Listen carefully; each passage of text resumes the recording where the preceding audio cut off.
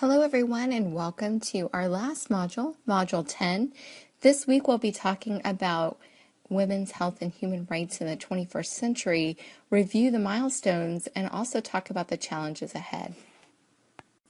So the Module 10 objectives are as follows. First, we're going to review achievements and challenges of global health initiatives dedicated to improving women's global health and human rights. We'll discuss the progress made and unmet expectations in regard to the Millennial Development Goals, or MDGs. We'll examine strategies used by government, nonprofits, and international organizations to improve women's global health and social status. We'll take a look at national and international policies. Really, we'll review these because we've talked about many of them throughout the term. And we'll explain how one might get involved as an individual to advocate for health and human rights. Here are some of the topics we'll be discussing this week. First, we'll take a look at some of the major accomplishments and milestones related to women's global health and human rights that span several decades. And we'll take a deep dive and look at some of the challenges that are left for us in the 21st century. We'll also revisit the Millennial Development Goals. The year 2015 is the year that many of these are due, and as you may recall, we're off the mark on some of them. We'll also look at women's rights country by country. We've included an interactive display for you in the module for you to click on and explore as it relates to continents and countries. And we'll end the module looking at policies and directions that will help improve women's health beyond reproduction. And quite fittingly, we'll end our class on International Women's Day, and we'll provide an opportunity for all of you to leave parting thoughts, as well as some of the key takeaways that you took from this class. Module 10 assignments are as follows. First, you'll take your very last quiz.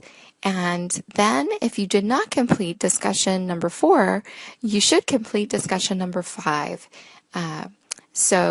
Again, if there are going to be 4 required discussions versus 5, and you have the option in discussion number 4 to complete it or not. So those of you who didn't complete it, you'll want to complete discussion number 5. And then finally, we're going to have an optional project show and tell. Some of you have done some amazing things this term, and your peers won't have the benefit of seeing these because you've turned them in as an assignment. So if you wish to share a little bit about what you've done, I'll create an area for you to do so. And to end the class, as well as this term, I just wanted to share some parting thoughts which really seem to hit upon some of the major themes that we've talked about this term. First, from the famous scholar and feminist Audre Lorde, I too believe that I am not free, while any woman is unfree, even when her shackles are very different from my own. And as you may recall, one of the ladders out of poverty, ladders out of many of the cycles of abuse is an educated woman.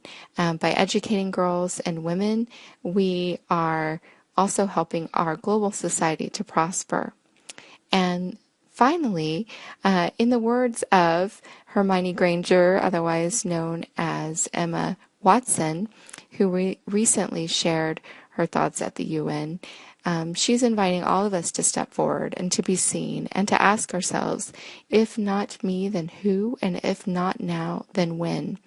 Hoping that you take some of, if not everything that we've talked about this term, and think about how you might use it in your practice as a professional, as well as a global citizen, as an advocate for women's health.